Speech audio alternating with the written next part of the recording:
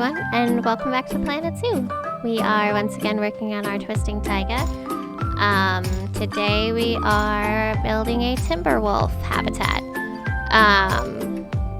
Admittedly, when I first started laying this particular habitat out, I had no clue what I wanted this habitat to look like. I had no clue what the dimensions of it would be. I didn't know if it would be appropriate for the timber wolves at all or not. I didn't know how I was gonna let people look into the habitat. Like, it's a little bit of a hot mess when I first started. I kind of just like, let's place some barriers down and see where we go. Because it was such an awkward space. With the pathway how it was,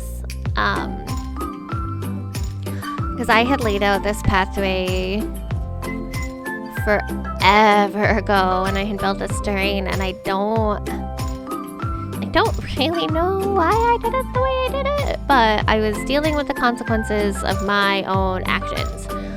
Now, could I have moved the path? Yes, I could have moved the path. Would that have made more sense? Maybe. But if I moved the path, we would then be affecting the bears, potentially, and I didn't really want to affect the bears at all.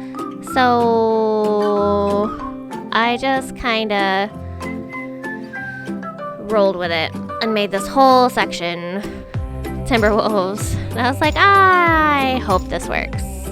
And then I had a new problem of what the hell do I put this gate? I don't know. Man, this was a weird location. Pros and cons to building a mountain to build your zoo on. I don't know. I don't know if I will ever do terrain like this again. I really don't know. Obviously, when you're doing like just the sandbox mode zoos, it's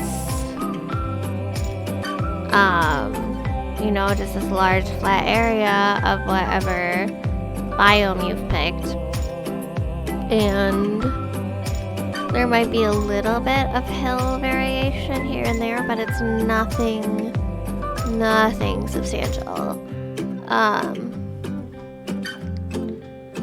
And don't get me wrong, like, some of the habitats and stuff came out absolutely gorgeous, but some of them aren't necessarily quite what I would have built had it been a flat area, and some of the habitats came out way better than if I had built on a flat area.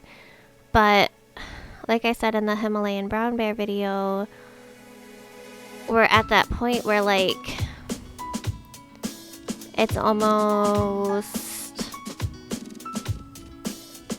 this backside of the mountain is all, like, stepped with how I created it, which is fine. It makes sense the way I created it. It looks like a mountain, looks like a forest. That's not the issue. It's just now these animals have very flat spaces to live in, which again is not an issue. Some of the animals would like flat areas, and the risk of escaping for many of them is minimal, which is nice. But it's just, if you look back at like the red panda habitat or the snow leopard habitat, or the Siberian tiger habitat, like, those are very, very in-depth habitats. Like, even the doll sheep and the grizzly bears, like, there is some insanity going on with some of these habitats. And then you've got the Himalayan brown bears, where there's mostly just flat. You've got the timber wolves, where it's mostly just flat. A lot of the upcoming habitats are all just flatter because they're on these steps of the mountain, and I'm torn. Some of them I really like, and because the habitats themselves weren't over the top, I kind of decorated a lot, but you can kind of see where I'm really like looking around. Oh, I needed more staff. Yeah, more staff is important. I just kind of dumped a bunch of staff everywhere. But just looking around at some of these other habitats, it's just like, ugh, some of them so flat.